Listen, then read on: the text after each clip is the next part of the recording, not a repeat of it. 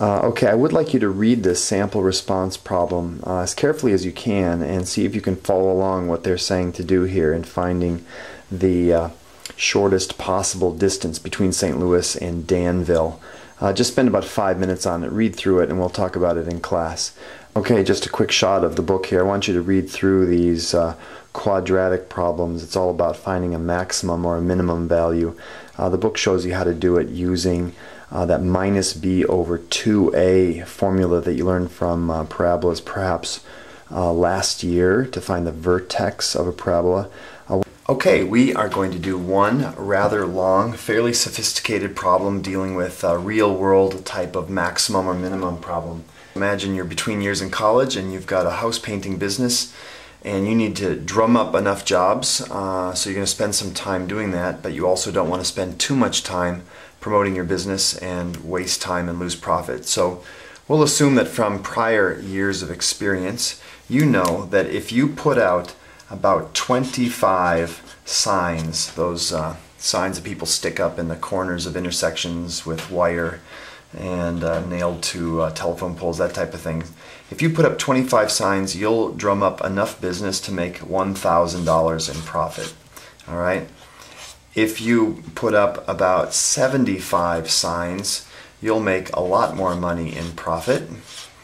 And perhaps you came back another summer and you decided that was the way to get rich, so you put up 500 signs and you made only about $4,000 in profit. Okay, so these are your 3 data points, and so you're making the assumption that you've got a point there maybe and a point there, and then there's a point over here, and you're saying, well, probably there's a midway point in there that's going to get me more profit up at the top of that. If I have a kind of a curve that goes in a parabolic form, there's probably some optimal amount of maximum profit I can get if I use some in-between amount. You're going to use your math skills to find that.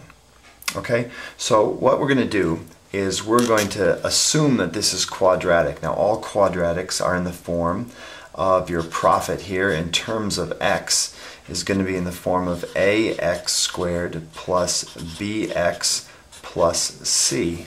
Okay, and you happen to know that you will get $1,000 in profit when you have some mystery number a times 25 squared plus b times 25 plus c, and you're going to plug in each one of these and come up with 3 equations. So we'll get 3,000 equals a times 75 squared plus b times 75 plus c, and then finally I'll have $4,000 profit when I have a times 500 squared plus b times 500 plus c.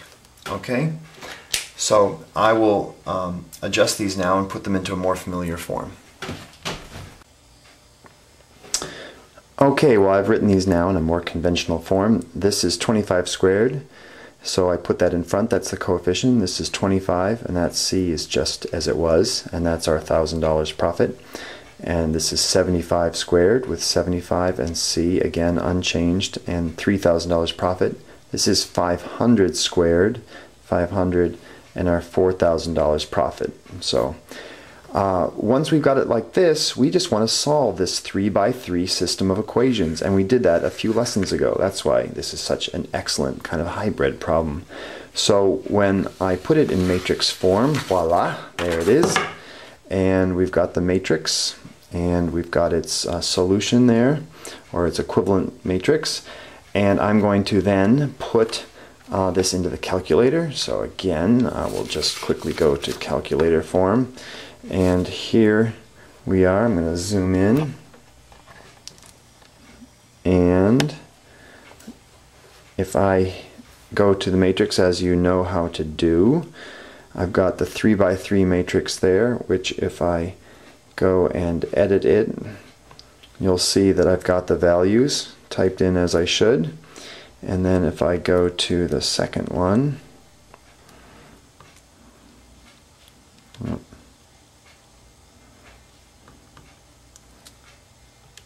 There that is, and it's 1,000, 2, 3,000, and then 4,000. So I'm all set up there now to solve it. As you know, I just do matrix, I choose A, I choose to do its inverse and multiply that by the second one, and that will give me my solution. And what this is a solution for the A, the B, and the C. So my A coefficient is going to be negative about 0.08, and the B is going to be, let's round it up to 48. That's very close to 48, and the C then is really very close to 150. So I'll just deal with slightly simpler round numbers, and you'll see that it gives me a very excellent fit. This is the A value that I told you we were going to round. It's very close to negative 0.08. This is that B value, that's 48. Again, we rounded that slightly, as we did for C, to negative 50.